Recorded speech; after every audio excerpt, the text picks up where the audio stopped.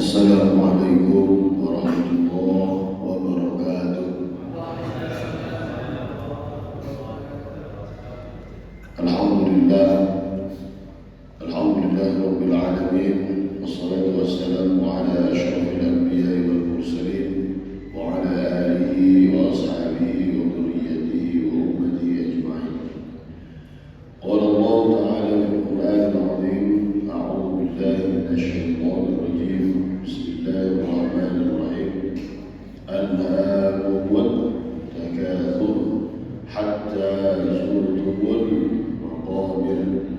Kalla sawfa ta'lamun, thumma kalla sawfa ta'lamun. Kalla law ta'lamuna 'ilmal yaqin la tarawunna al-jahim, thumma latus'alunna yawma idzin 'anil na'im. Hadirin yang dimuliakan Allah, marilah kita pertama-tama bersyukur kehadirat Allah Subhanahu wa taala karena pada pagi hari ini kita kembali bersama-sama di dalam majelis yang mulia ini. Dan sebelumnya saya mohon maaf karena pada pagi hari ini semoga mohon dimaklumi bahwa di malam acara puncak peringatan halal pada pesantren kami, mohon maaf ya sebesar-besarnya. Pada pagi hari ini insyaallah kita akan bersama-sama mengkaji surah At-Takatsur,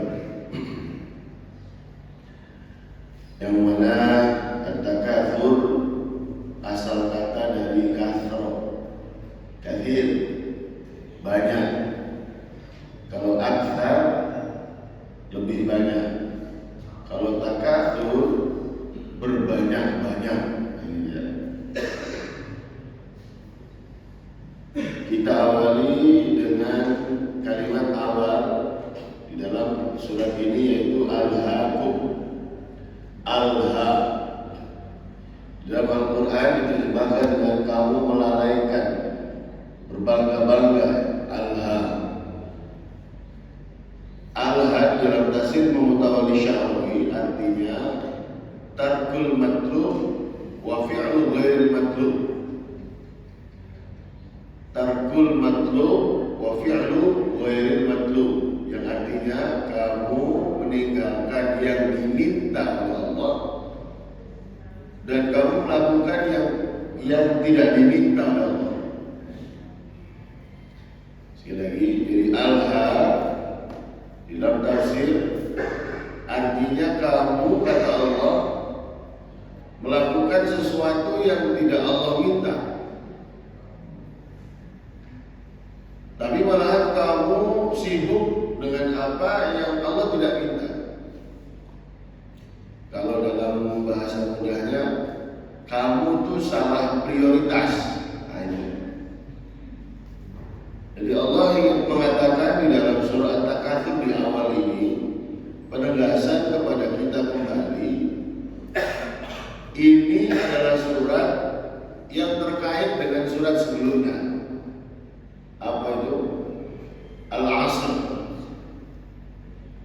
yang artinya bagaimana surat ini sudah kita kaji sebelumnya, menggambarkan kepada kita tentang bagaimana ruginya kita. Karena apa? Karena kita lalai terhadap memelihara waktu, dan kita banyak sekali membuang-buang waktu. Dan disambung lagi dengan surat ini bahwasanya kenapa kita ini banyak membuang-buang waktu, kenapa kita ini ternyata waktunya itu terbuang percuma. Sampai kalaupun ada orang yang waktunya merasa tidak terbuang, itu fokusnya bukan kepada yang Allah minta. Nah, ini berarti kita kembali dalam proses kehidupan kita harus selalu mengevaluasi dan menanyakan diri kita kembali tentang dasar hakikat hidup kita dan dasar hakikat tujuan hidup kita. Kalimat alhaakum ini tidak akan ada maknanya kalau misalnya kita tidak kembali kepada dasar dari hakikat diri kita. kita seperti halnya manusia-manusia lain yang materialis, yang berpikir dalam hal materi saja, maka ayat ini menurut mereka pasti akan salah. Karena mereka bilang kami berangkat pagi, pulang malam. Saya kira ini bermanfaat semua.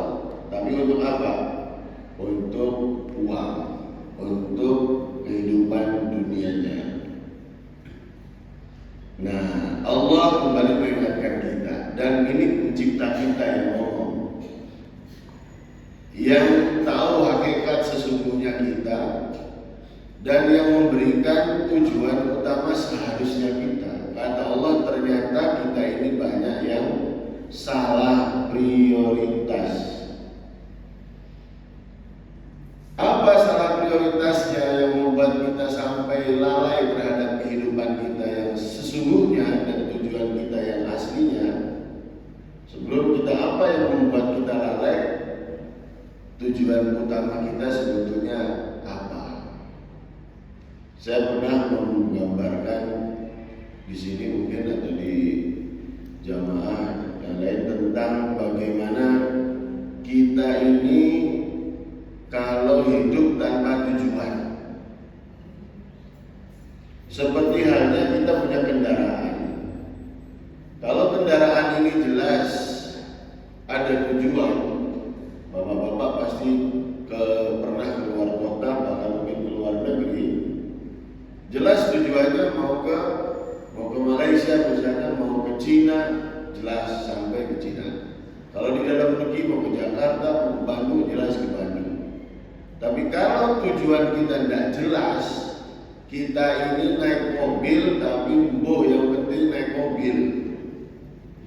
Ada pernah saya dulu di Al-Azhar dulu, ada kawan tuh yang belajarnya itu sukanya dalam bis.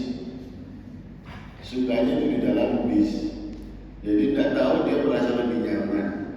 Kalau di suasana yang adem itu katanya mudah ngantuk. Akhirnya dia naik bis dari ujung ke ujung, balik lagi. Itu masih penting, ada tujuannya belajar. Tapi kalau ini ada orang yang punya mobil, kemudian naik mobilnya, naik motornya, nggak tahu kemana, kekelayangan lah kalau bahasa Sundanya. Nggak jelas nih, yalah yang penting naik motor aja lah. Apa yang terjadi jelas. Waktu terbuang jelas. Yang kedua bisa jadi dia karena nggak jelas tujuannya, dia bisa jungkel, dia bisa celaka, dia bisa jadi ada accident. Alhamdulillah. Itu pun kehidupan kita. Kalau tujuan hidup kita nggak jelas, tujuan hidup kita nggak ada, jelas kita akan terombang-ambing, hanya buang-buang waktu. Dan ini yang Allah tekankan, kalian ini kata Allah, kok hidupnya salah prioritas terus, kata Allah. Kenapa? Karena memang kita lupa tujuan utama kita. Nah, bapak-bapak, ibu-ibu yang dimuliakan Allah, usikum wa nafsi. Tujuan kita apa sebetulnya? Dalam mengarungi proses dunia yang sebentar ini, kita ini sebetulnya mau kemana? Kalau kata orang ngobrol tentang negara ini mau dibawa kemana? Yaitu kepalanya setiap 5 tahun ganti. Ini kita sendiri, kita ini mau dibawa kemana? Kita ini sebetulnya coba kita pikirkan sama-sama. Apakah hari-hari kita ini memang arahnya itu untuk mempersiapkan diri ke akhirat, atau banyaknya prosentasenya itu ternyata bukan begitu? Prosentasenya untuk apa? Salah satunya yang jelas sekali adalah untuk memenuhi kebutuhan kehidupan kita. Tidak dimungkiri betul, kita harus memenuhi kebutuhan Karena hidup manusia itu ya di dunia ini yang nyata. Betul, betul sekali. Kanjeng Nabi pun menekankan betul bahwasanya hidup di dunia ini adalah penentunya. Makanya irtadim khamsan qabla khamsin. Nah sekarang coba mari kita sama-sama lihat kembali proses kehidupan Kanjeng Nabi yang kita bahas dalam pertemuan Maulid kemarin.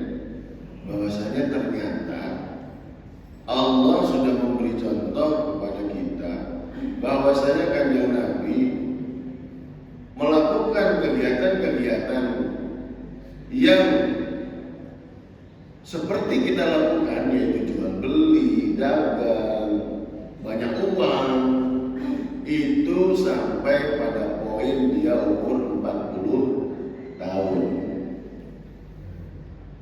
Ketika umur 40 tahun diberi wahyu Iqra bismi rabbikal ladzi khalaq, setelah itu fokus untuk berdakwah, fokus untuk mendekatkan diri kepada Allah.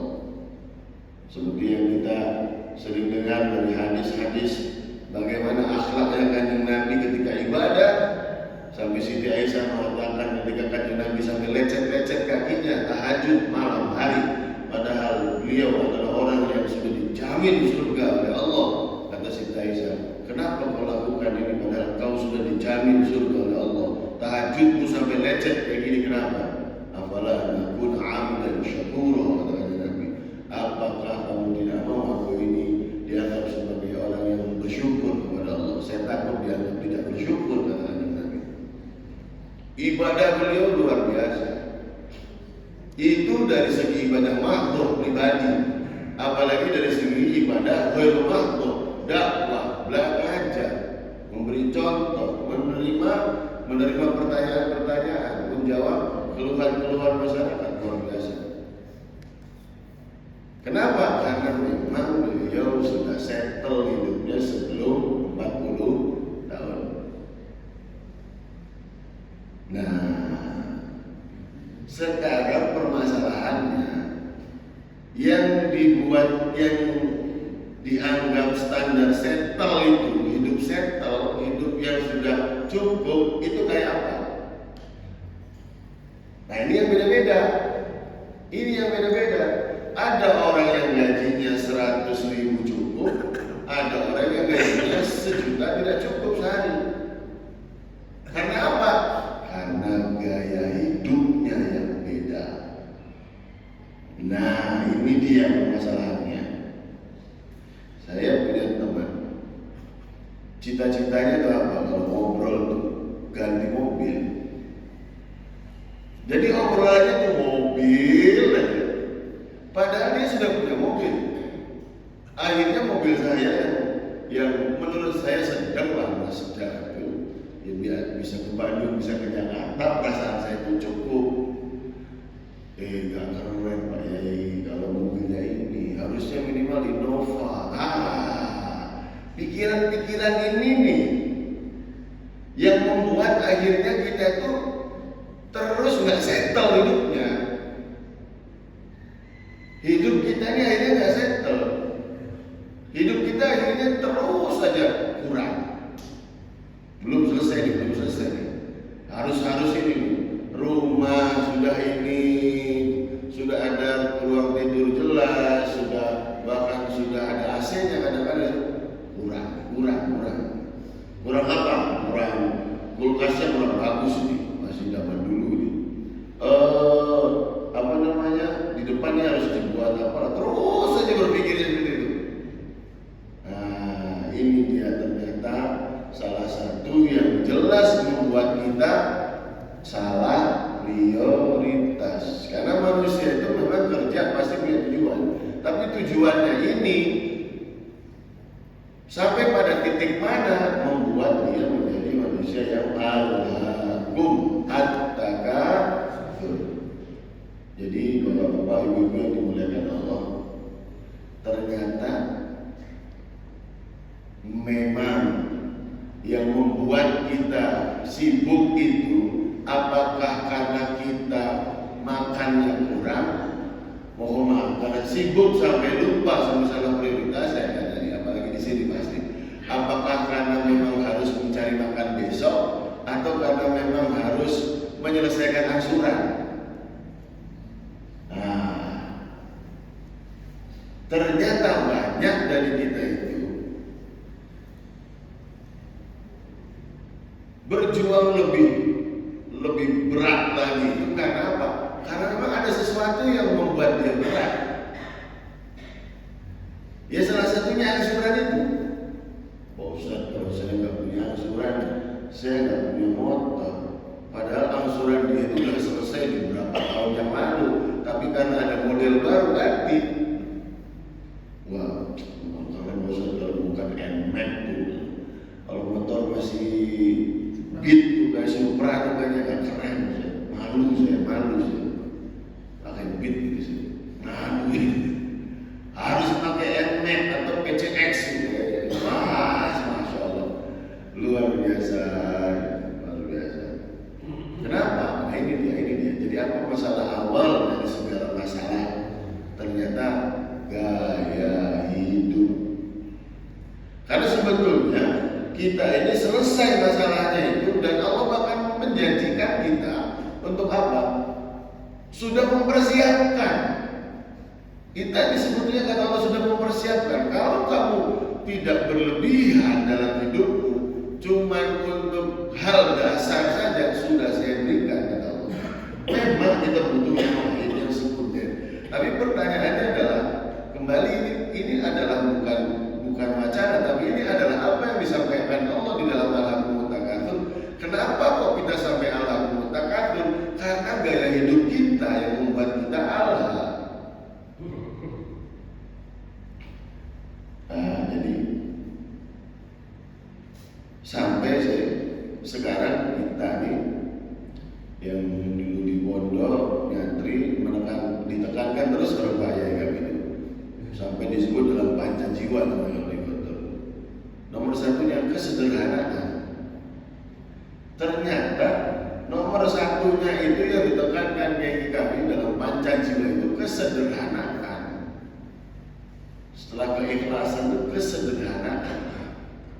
Keikhlasan itu urusan Allah. Dan hidup ini memang harus sederhana.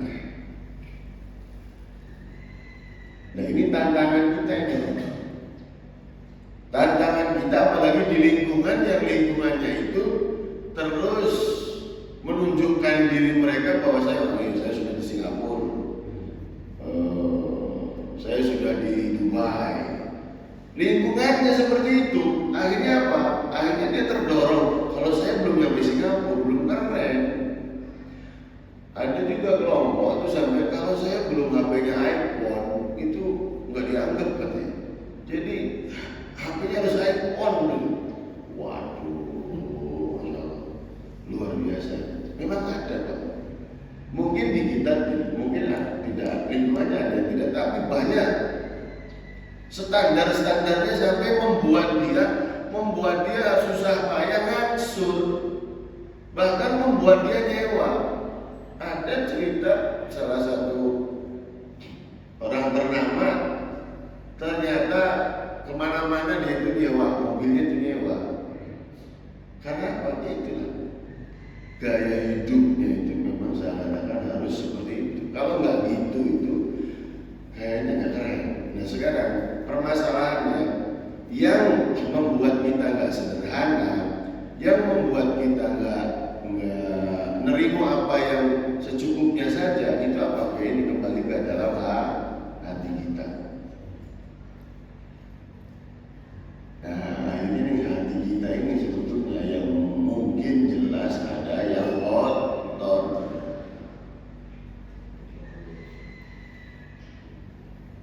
Dalam hati kita ini mungkin yang dicabut perasaan ridhonya itu kepada kenikmatannya itu, standarnya itu terlalu tinggi. Keinginan hidupnya itu terlalu Masya Allah. Makanya sekarang kita sedikit dibingungkan oleh kasus yang terbaru ini, bagaimana ada seorang yang sudah kaya raya menjadi menteri, kemudian ditemukan ada dugaan korupsi. wacananya nggak mungkin dia itu korupsi karena uangnya sudah banyak. Menteri Pendidikan kita sebelumnya nggak mungkin katanya karena dia sudah punya Gojek. Menurut Bapak kira-kira mungkin nggak? Mungkin nggak? Saya nggak jawab mungkin nggak.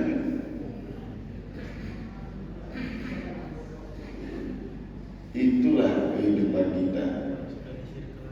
Benar kata Kanjeng Nabi, kalau manusia itu sudah dihilangkan qanaahnya, dimasukkan tomaknya ini enggak hilang dari hatinya, tomak itu rakus, takatur ini, maka apa yang terjadi? Ya sudah, dia itu kalau dikasih gunung, 2 gunung emas kata Allah, dia tetap minta gunung emas yang ketiga. Kanjeng Nabi yang sudah sampaikan itu. Jadi saya percaya sekaya-kaya apa kalau hatinya sudah dihilangkan rasa qanaahnya, tidak membersihkan diri dari ketanggusannya dan dia tidak mau fokus terhadap akhiratnya, yang terjadi semakin ada kesempatan dia semakin mungkin pasti akan diambil. Apalagi kalau sistemnya memang dia yang pegang dan dia menganggap bahwasanya ini dia ada kekuatan lain selain Allah. Ini repot juga kalau sudah ada kekuatan selain Allah. Tenang, ada orang dalam yang kuat, aman. Di departemen ini ada orang saya. Ada nanti ada di suratnya. Nanti di surat yang ada panjang cerita tentang sama kayak orang kita zaman sekarang, tenang hidupnya. Itu kenapa? Tenang, di kepolisian ada orang, di TNI ada orang, di sini ada orang. Kira-kira kalau ada orang itu saudara semua atau saudara karena ada dorongan lain? Pasti ada dorongan lain. Ya setoran khusus lah. Ya, jadi usikum wa nafsi bitaqwallah. Ayo sama-sama. Mari kita jadikan kesempatan kita terakhir dalam proses kehidupan kita. Ini sering saya tekankan dan menjadi renungan betul. Apa yang disampaikan Kanjeng Nabi tentang kisah ibu itu yang pernah saya sampaikan. Jadi zaman Nabi Nuh hidup manusia itu 1000 tahun. Nabi Nuh itu 1000 tahun kurang setahun aja, sudah 9. Ada seorang ibu nangis karena anaknya meninggal dalam keadaan yang belum beriman. Umurnya 300 tahun. Bayangkan anaknya itu umurnya 300 tahun. Bayangkan ibu-ibu nyusuin anaknya berapa tahun. Nyusuinnya berapa tahun, nggak tahu, belum sampai sana itu kan. Kalau di zaman kita yang 60 tahun ini ya anak-anak itu nyusuinnya 2 tahun maksimal, disapi istilahnya. Tapi Nabi Nuh kemudian menyampaikan ke ibu, nanti kata Allah ada zaman manusia itu bukan 1000 tahun umurnya, tapi umurnya itu cuma 60-70 tahun. Bayangkan di zaman kita umurnya 60 tahun, ada yang bilang manusia itu umurnya nanti cuma 10 hari. Kan 1000 ke 60 kan jauh. Itu kayak umur apa kalau harian? Nyamuk itu cuma beberapa hari. Dia nggak ditepuk juga mati itu sebetulnya cuma beberapa hari. Nggak mungkin manusia kayak gitu. Sama kata ibu itu saat itu, nggak mungkin manusia umurnya cuma 60 tahun. Saya sekarang 1000 tahun lebih.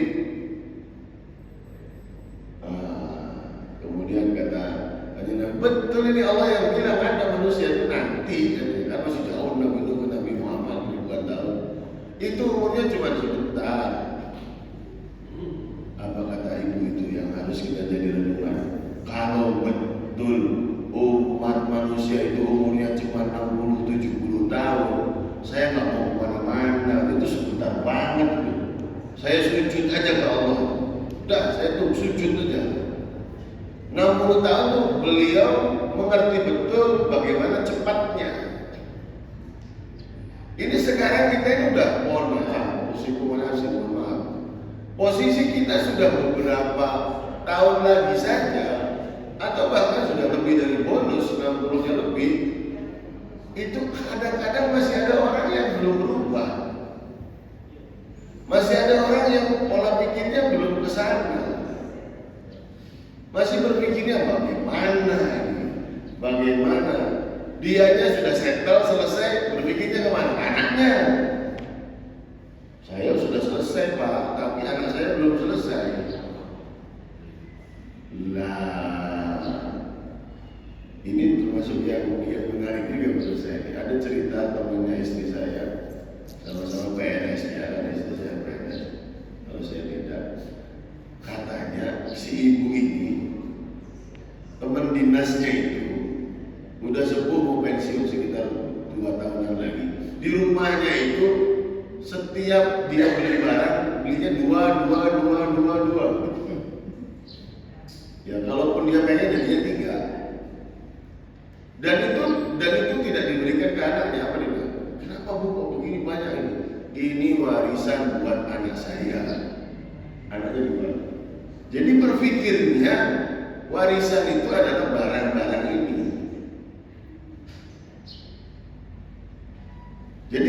Jadi dia tidak berpikir bagaimana dia nanti menghadap Allah dalam usia itu. Dia berpikir gimana anaknya nanti hidup.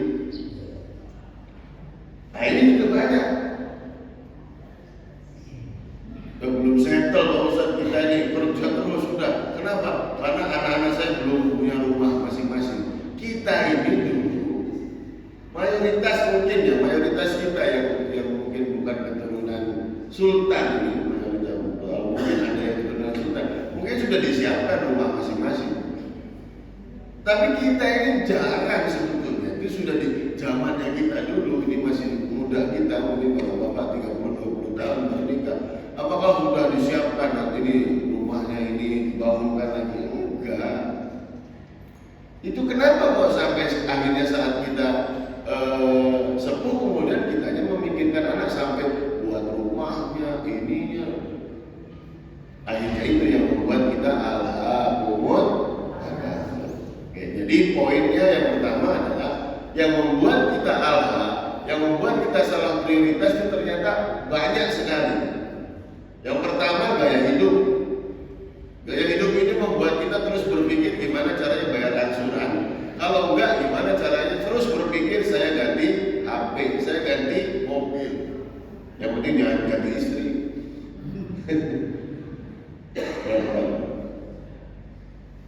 Nah, sudah jelas masalahnya, bahwasanya mungkin ini yang terjadi di kita.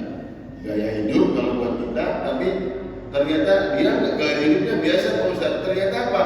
Dia berpikir selalu untuk dunia anaknya. Kalau sudah ini anaknya, cucunya, ya nggak selesai-selesai umur yang 60-70 tahun ngurus dirinya, ngurus anaknya, ngurus cucunya.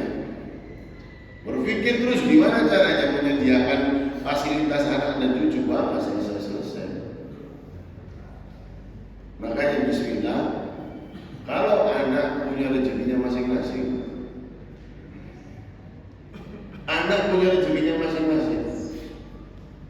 yang penting kita modalin. Nah modalnya apa?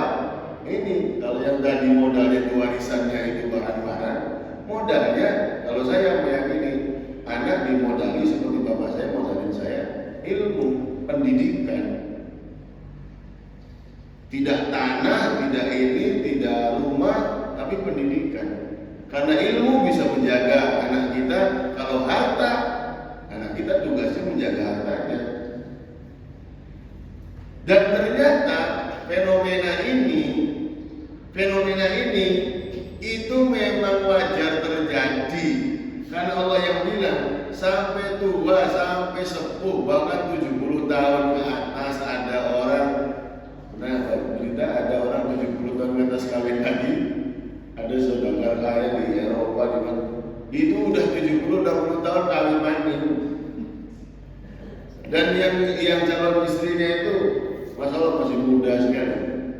Itu karena memang dalam otaknya udah tidak berpikir lagi dengan Allah enggak ada pikiran nanti saya mati kemudian ketemu Allah, semuanya disidangkan. Yang di depan dia itu hidup sekali hidup yang enak. Makanya di barat itu apa? The time is money. Waktu itu uang terus. Nah, apa kata Allah? Hatta zurtumul, sampai kamu masuk kuburan, kata Allah, baru kamu sadar. Wong ada orang yang sudah kelihatannya sudah jelas dia itu mau dicabut nyawanya oleh Allah. Kadang-kadang kalau sudah otaknya tidak nyambung dengan tujuan utamanya, tidak selaras dengan apa yang Allah inginkan, pasti dia itu memikirkan yang lain. Tidak seperti kanjeng Nabi kita, sebelum beliau wafat yang dipikirkan ummati. Apa yang dipikirkan? Amanahnya, hubungan dengan Allah, dan bagaimana beliau sayangnya kepada kita. Nah, kalau kita kadang-kadang sampai pada titik kita sudah ini, pikiran-pikirannya itu, Masya Allah, hal-hal yang seharusnya kita tidak pikirkan. Karena apa? Yaitu dia, karena memang hati kita kadang-kadang mungkin sudah tidak selaras lagi dengan tujuan utama kita. Oke, kalau misalnya kita 40 tahun nggak settle kayak kanjeng Nabi, yang 40 tahun urusannya udah tinggal agama, minimal usia 40 tahun, apalagi 50 tahun, apalagi 60 tahun, udah urusan akhiratnya, urusan dunianya itu udah. Kalaupun tidak selesai, minimal akhiratnya nambah. Dan kita lihat di video-video kan, bagaimana yang viral-viral itu yang masalah, yang ini kadang-kadang sudah tua-tua masuk penjara. Ya Allah, jadi kriminalnya itu usia-usia 60 tahun. Ini kata Allah, emang begitu sifat manusia kalau sudah dicabut tujuan awalnya. Hatta zurtumul, jangan aneh.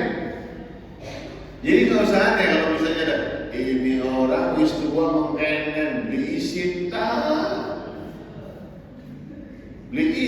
untuk kalau kita jawab dengan tenang bu, wis umum kata Allah tuh, manusia tuh hatta zurtumul makobir baru dia sadar ada yang kayak gitu. Memang maksudnya kita jangan sampai kayak gitu.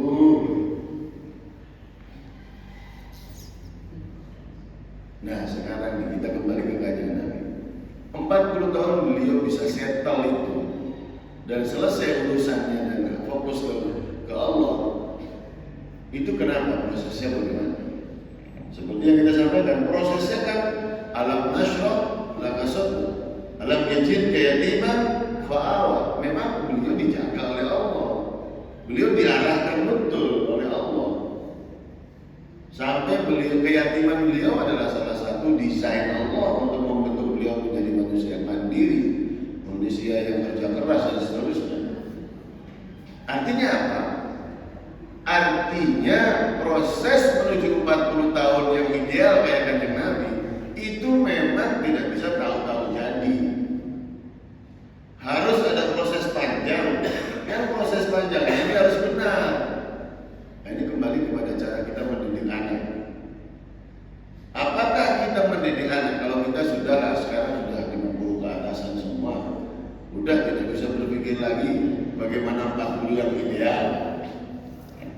Anak-anak kita ini, cucu-cucu kita, jangan sampai dalam proses kehidupannya terdorong untuk seperti yang kita lakukan selama muda dulu. Apa? Ente harus masuk ke SMA sini ya. Kenapa? Ini kalau dari sini nih nanti bisa ke stan. Nah, kalau sudah di stan sudah kamu nanti langsung kerja, nanti jadi PNS. Masya Allah. Kadang-kadang ada yang belum lancar baca Qurannya. Yang saya yang tes saya masuk anak-anak masuk pondok, masuk SMP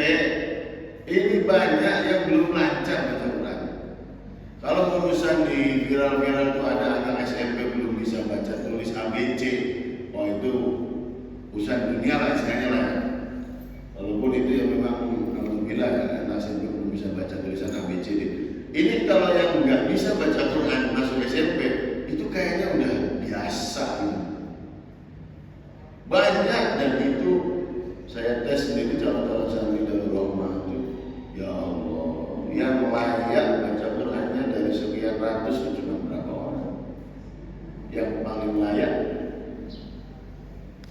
Yang lainnya, Ustaz saya sudah di Quran, tapi bacaannya nggak jelas.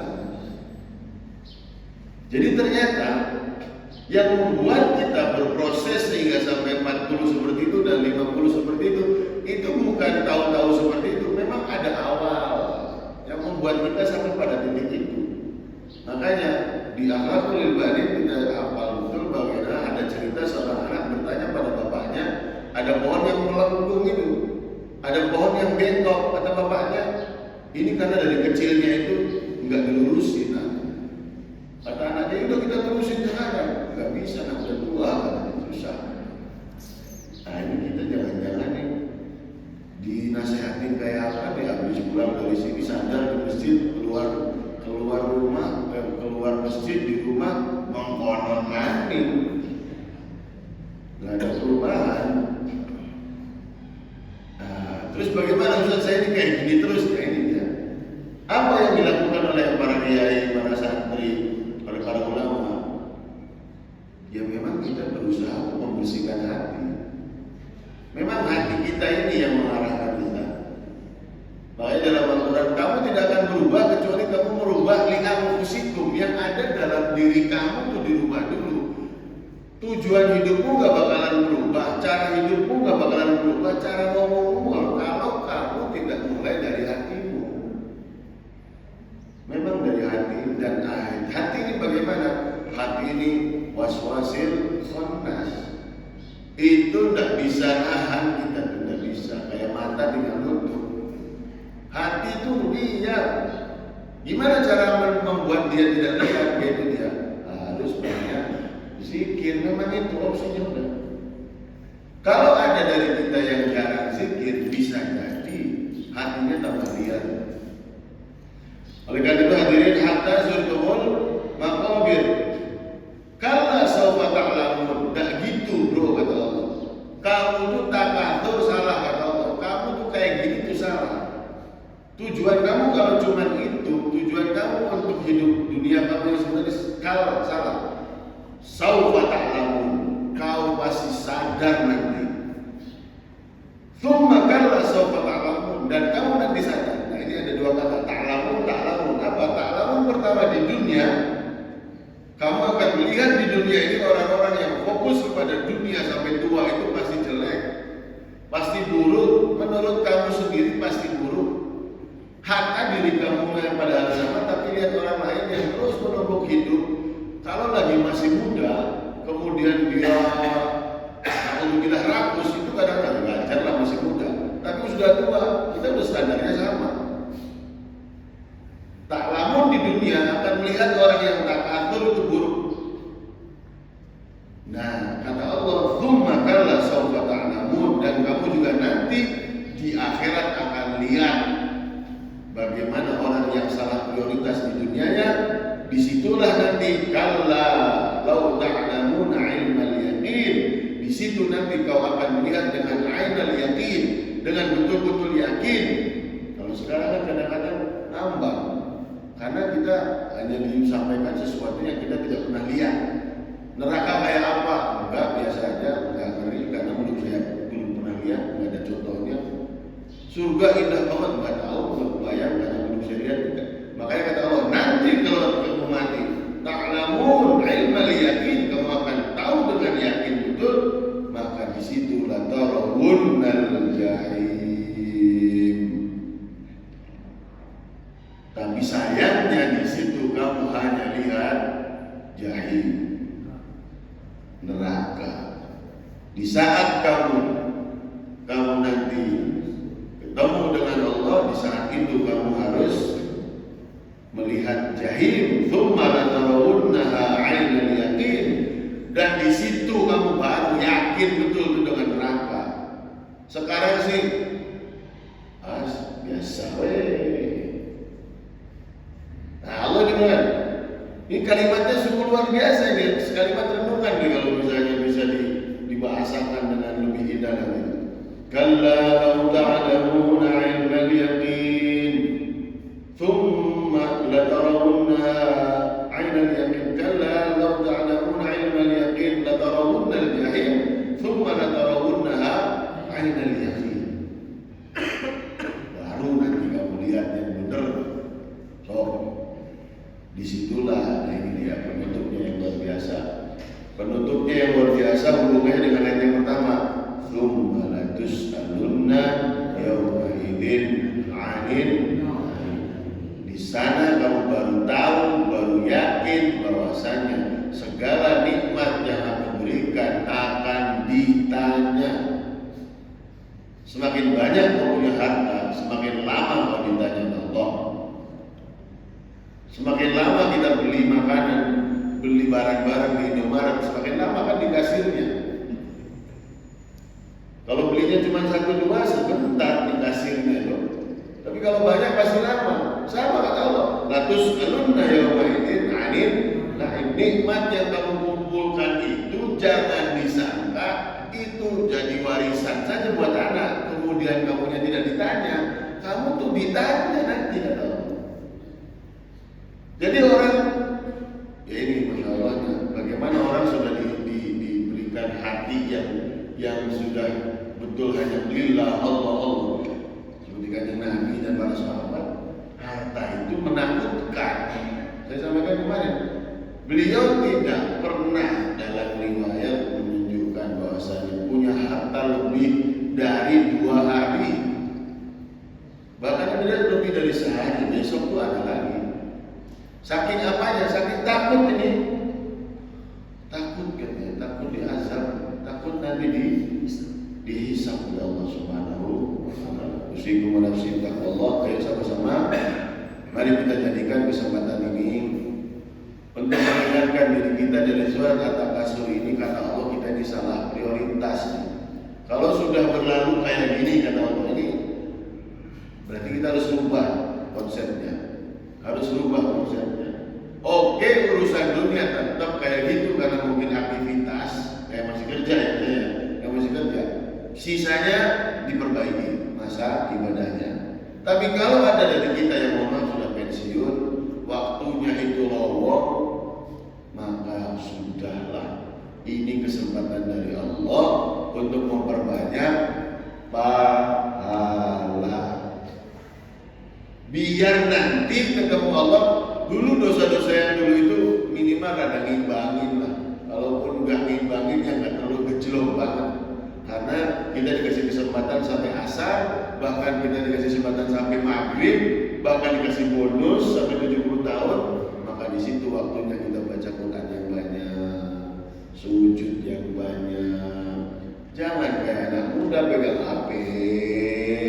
Baik, menghabiskan waktunya dengan HP, menghabiskan waktunya dengan TV, menghabiskan waktunya kan sudah nggak kerja, duit sudah datang sendiri karena bayar anak biaya pensiun, karena dia pegawai negeri mungkin dan sebagainya. Oke, hadirin yang dimuliakan Allah, semoga ini bisa menjadi pengingat buat kita bahwasanya kata Allah kita ini salah prioritas. Ya sudah, kita jangan sampai salah prioritas lagi. Waktu sebentar, waktu sungguh singkat, waktu sungguh cepat sekali. Yuk kita perbaiki cara hidup kita. Jangan sampai gaya hidup membuat kita jadi salah arah. Jangan sampai rasa rakus kita kepada harta membuat kita salah arah. Jangan sampai terus-terus kita mencari kurang ini. Jangan sampai lupa bahwasanya yang kita dapatkan, yang kita ambil, yang kita peroleh itu nanti dihisab oleh Allah yang akan memperberat akhirat kita nanti. Terima kasih atas perhatiannya. Wallahul muwaffiq ila aqwamit thoriq. Sekali lagi Pak Tua, mohon maaf, nanti slide-nya saya susul di pertemuan selanjutnya. Wallahul muwaffiq ila aqwamit thoriq. Mari kita sama-sama berdoa. Allahumma shalli wa sallim wa barik ala sayyidina Muhammad wa sallallahu wa ta'ala kulli sahabatin Rasulillah ajmain. Allahumma ighfir lana dhunubana, Allahumma ighfir lana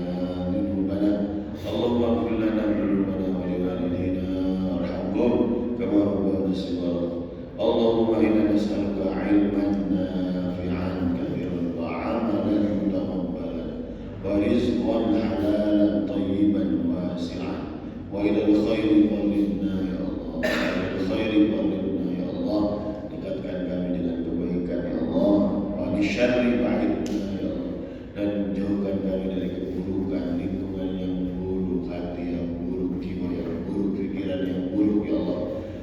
Allahumma inna nas'aluka salamatan fid din wa 'afiyatan fil jasad wa ziyadatan fil ilmi wa barakatan fil rizqi